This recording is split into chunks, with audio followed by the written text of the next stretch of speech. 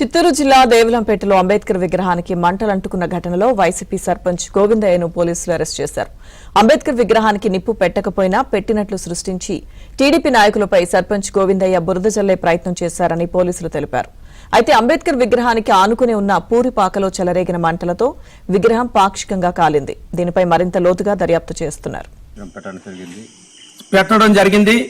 పెట్టిన తర్వాత దీన్ని చాలా బాధాకరణంగా ఈరోజు అగ్గికి ఆహుతి చేసినారు. కొంతమంది నాయకులు ఈ సంత గేటు కట్టడమే గేటు తొలగించాలి, దీన్ని అంబేద్కర్ని తొలగించాలని సతీష్ నాయుడు దాదాపు 2 సంవత్సరాలుగా ఈ అంబేద్కర్ విగ్రహం తొలగించాలని చాలా తపన పడుతున్నాడు. మేము అది జరిగేదాన్ని కుదరదని చెప్పడం. ఈ దేవలంపేటలో దాదాపు 6 మంది సతీష్ నాయుడు, పైని, బుజ్జి ప్రతి ఒక్కరు వాళ్ళ బంకు కూడా పెట్టి పక్కనే అంబేద్కర్ విగ్రహం పక్కనే పెట్టడం జరిగింది.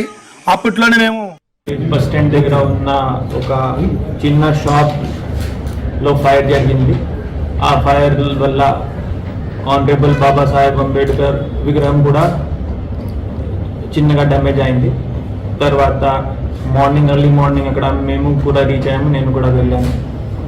అక్కడ అంత పరిస్థితి కంట్రోల్ చేసిన తర్వాత కేసు రిజిస్టర్ చేయడం జరిగింది.